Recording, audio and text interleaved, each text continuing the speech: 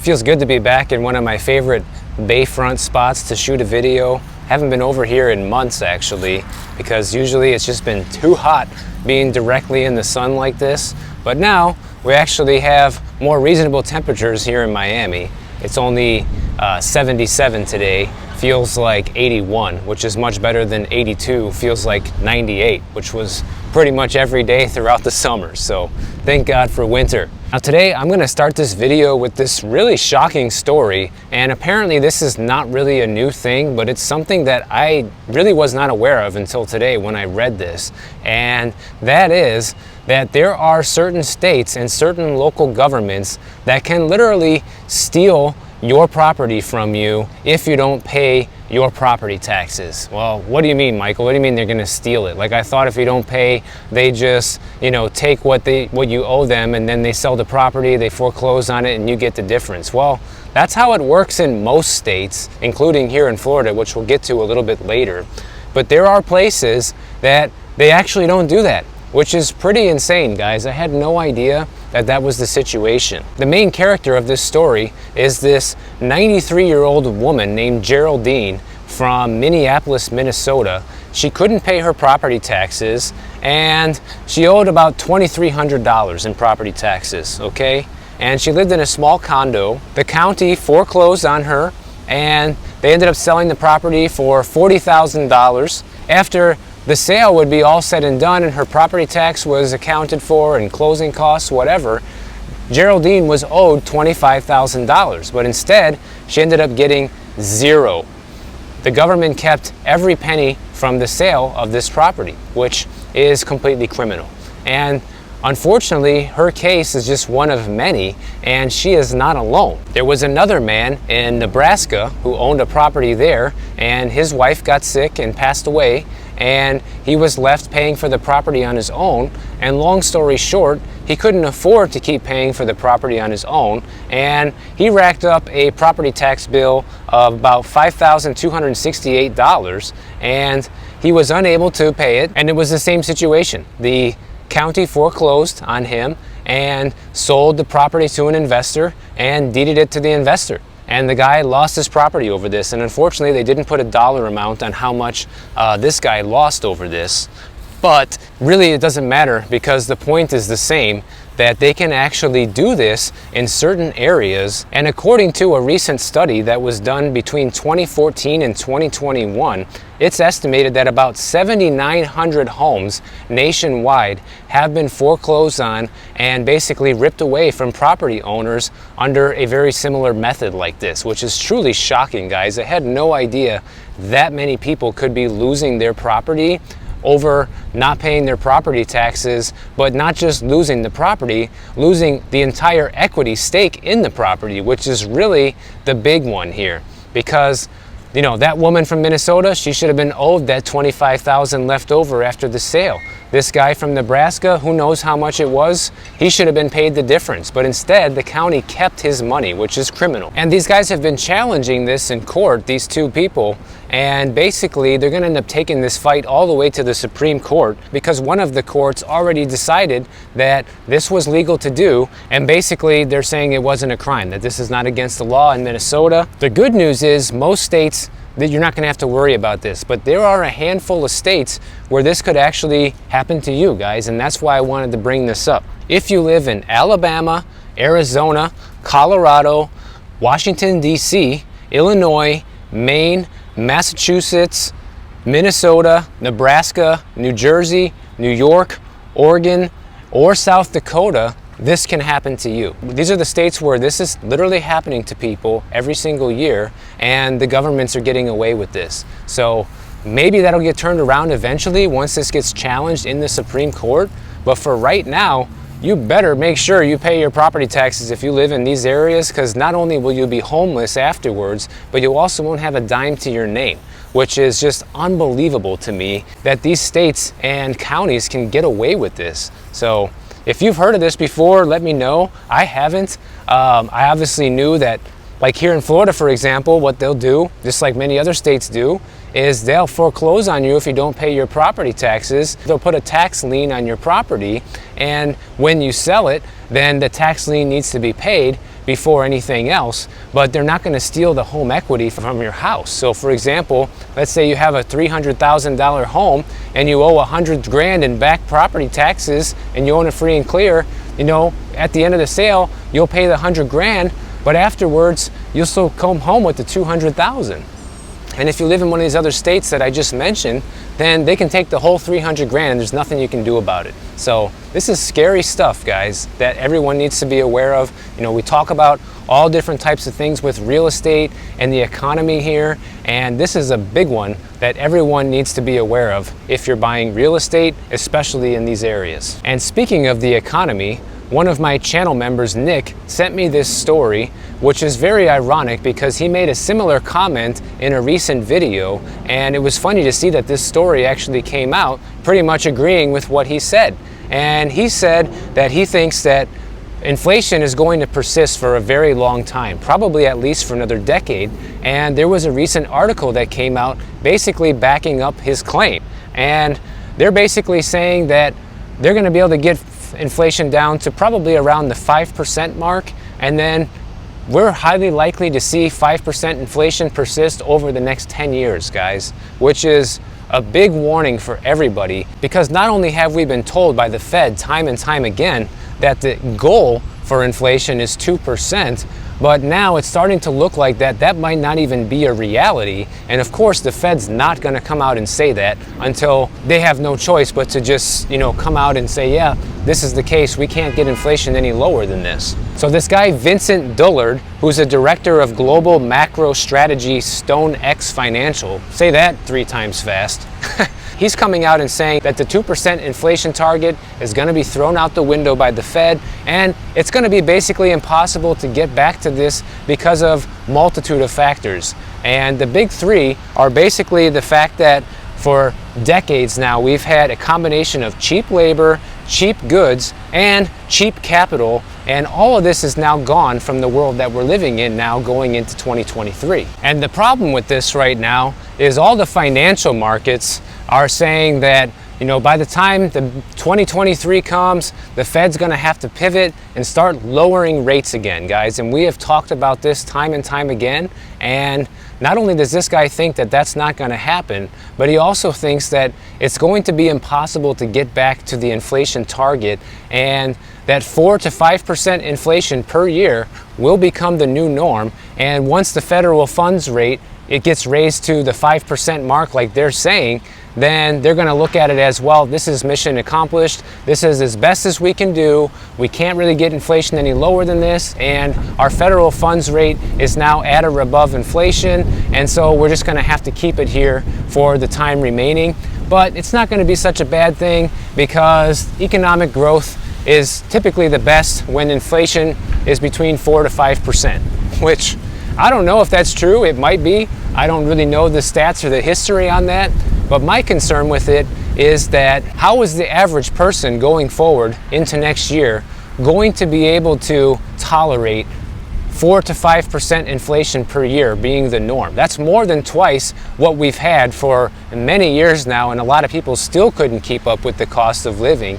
And then if we factor in that could be the new norm when it comes to inflation, I think this is going to crush the average household with their monthly expenses, because imagine every year your expenses going up by 5% for everything. That means you need a minimum of 5% increase for your salary just to be able to break even every year. And if you're not getting that 5% increase every year, you're falling behind more and more year after year. So this is very alarming to hear this right now. I want to know if you guys think that this is a good thing. You know, let me know in the comments if it's going to be a good thing to have 4 to 5% inflation being the new norm instead of 2%.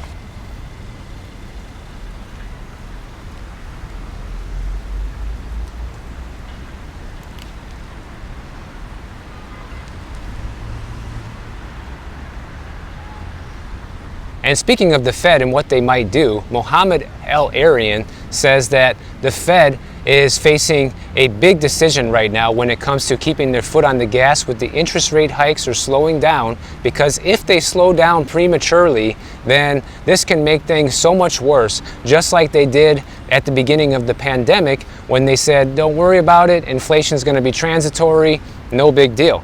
And with the most recent job numbers out now, he's saying that this is going to be a huge push for the Fed in December's meeting to actually raise it by maybe even more than 75 basis points. He thinks they should be going at least 100 basis points, which is pretty funny, guys, because just a few days ago we were talking about the Fed pivot, how everybody thinks, it's all game over, everything's going to get better. Once they do a 50 basis point hike, that's going to be seen as a pivot instead of them continuing with the 75 basis point rate hikes. And now there's talk that it could be even higher than 75 basis points because the job market is just too strong. The labor market's too strong, and like we've talked about before, one of the Fed's number one goal right now is to increase unemployment. They want people to lose their jobs right now because that's one of the main ways with their interest rate hikes that they can guarantee the economy starting to slow down and to start slowing down spending, which hopefully in turn will slow down inflation. That's pretty much their theory with this. And if you look back to the last financial crisis of 2008, they were able to quickly lower interest rates, within a couple years back down to zero. But this time they can't do that because back in 2008, we didn't have inflation that was spiraling out of control. So that's not an option for them this time around. And that's why I keep talking about this, so people just really understand the gravity of this situation, guys. Like, we have never really been in a situation like this before. And people, I think, are underestimating for the most part, just how bad this whole economic situation could end up being. And that's why, I personally am bearish on everything right now, the stock market, the housing market, because I think the worst has not happened yet.